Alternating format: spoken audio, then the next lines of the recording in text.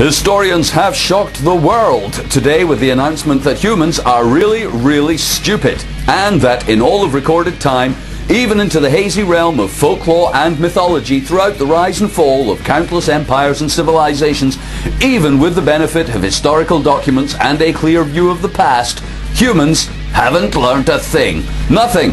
In fact, if anything, humans are dumber now than they ever have been. Tokyo Electric Power Company has begun transferring radioactive water from a leaking storage tank at its Fukushima Daiichi nuclear plant.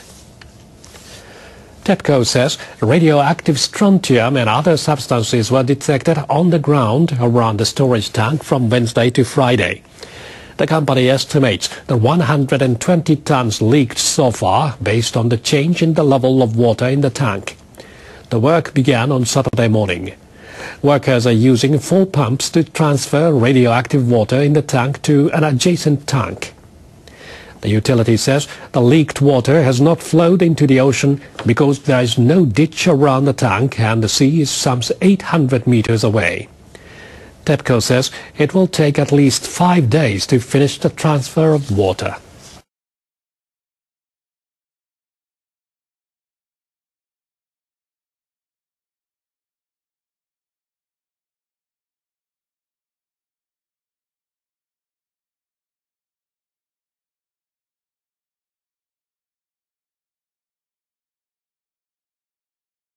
The operator of the damaged Fukushima Daiichi nuclear power plant is being forced to review the way it manages contaminated water.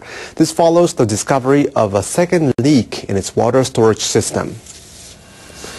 Tokyo Electric Power Company said on Sunday that it has found a small leakage, up to 3 liters, from an underground storage facility. The tank currently contains about 10,000 tons of radioactive water. The firm now plans to transfer about 2,000 tons of radioactive water from the tank. It says the leakage may be coming from upper part of the tank. This follows an earlier massive leak of about 120 tons of radioactive water from another underground tank. The power company is in the process of transferring 13,000 tons of radioactive water to 2 different tanks. TEPCO also says it will closely monitor the situation by taking water samples twice a day from 24 locations.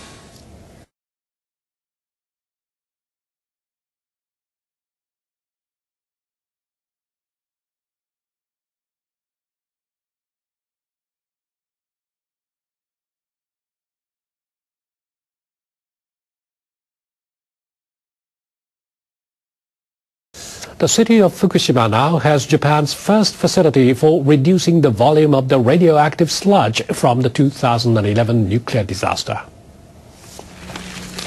The facility was installed by the Environment Ministry in a municipal sewage treatment plant. A ceremony was held in a city on Saturday. The facility will dry the sludge at a temperature of 450 degrees Celsius and reduce it to about 1/5 of its original volume. The Environment Ministry expects the facility to treat 30 tons of sludge daily. Such sludge has been accumulating in sewage treatment plants in Fukushima and neighboring prefectures due to a lack of progress in the building of interim storage facilities. The volume of such sludge in Fukushima Prefecture alone has risen to more than 68,000 tons. We have to make many tough decisions when we have a radiation disaster, and that's what we've been doing to move things forward. I think building this facility is one step in that direction. The ministry plans to transfer the dried and shrunken sludge to interim storage facilities and permanent disposal sites, although it is unclear when these facilities will be built. Prime Minister Shinzo Abe says his government will do all it can to help rebuild areas devastated by the earthquake and tsunami that hit northeastern Japan 2 years ago. Abe visited the stricken areas on Saturday. It was his 5th such visit since taking office in December. More than 180 people died in Miyako City in Iwate Prefecture. The city had boasted one of the largest breakwaters in the country, at 10 meters high and over 2 kilometers long. But the tsunami surged beyond it. Standing on the breakwater, the Prime Minister offered a silent prayer for the victims. The city mayor briefed Abe on plans to build a higher breakwater and to begin work in September to develop land to move residents to higher ground. We'll make an all-out effort to rebuild homes and towns, including group relocations of residents. Abe also visited other towns in Iwate Prefecture on Saturday to see how the affected people are faring 2 years after the disaster.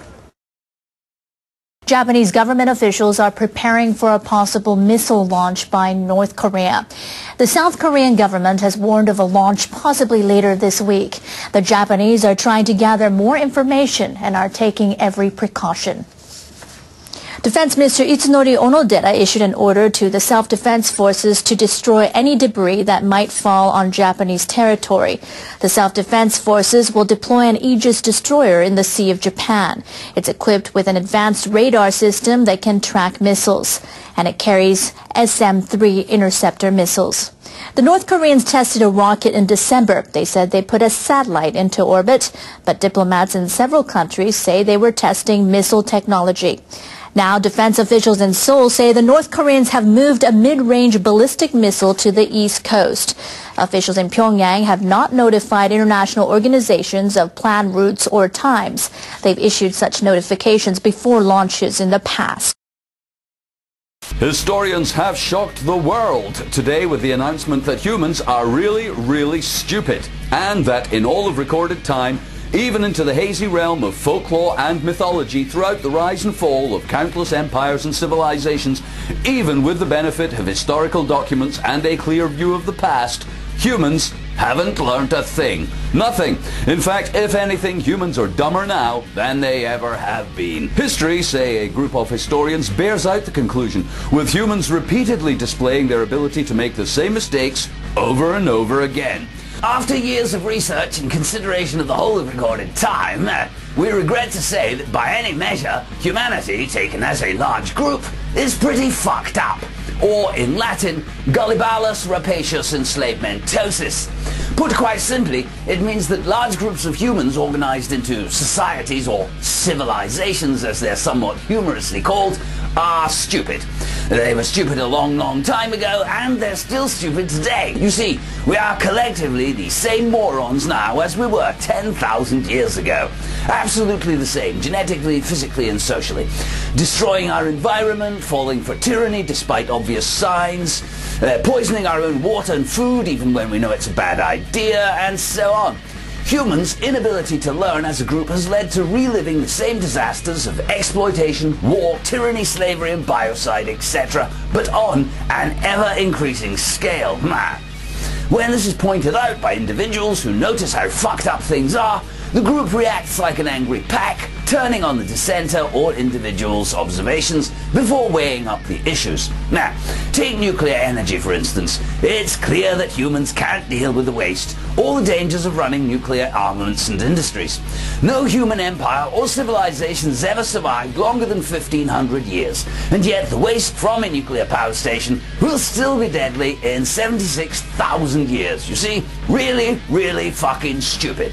Plainly, this is extraordinarily stupid, and just one example of the total dumbness of humans. They are, I'm sad to say, as thick as shit, or in Latin, Maximus Shitus Densorium. A fish has been discovered thriving in a small boat that drifted to the U.S. West Coast from a tsunami-hit Japanese port 2 years ago. It's now on public display at an aquarium in the state of Oregon. The 10-centimeter striped beakfish was found swimming in a box in the 5.5-meter-long fishing boat that washed ashore in Washington state last month. It was later taken to the aquarium in Oregon. This type of fish can be found in its natural habitat in waters around Japan and the East China Sea. Actually, people are pretty fascinated about seeing this fish and the fact that it came all the way over from Japan in the debris. The boat's owner is a resident of northeastern Japan. He says the empty boat had been taken ashore at the time of the disaster. He speculates that the fish probably found shelter in the boat as it drifted toward the U.S. Rising tension on the Korean peninsula may lead to the evacuation of embassies and international groups in the North's capital, Pyongyang. North Korean foreign ministry officials on Friday called on foreign entities to be prepared to evacuate. Countries with embassy staff include Russia and Britain. A British Foreign Office spokesperson said they were told that if war breaks out, North Korea can't guarantee the safety of diplomats and representatives of international organizations from April 10th. He said staff would not be immediately evacuated while discussions are held with the representatives of other countries. Russian Foreign Minister Sergei Lavrov said he is studying the North's notification. The proposal was made to all embassies in Pyongyang, and we are now trying to clarify the situation. He says Russia is closely discussing the matter with the member countries of the six-party talks on North Korea's nuclear program.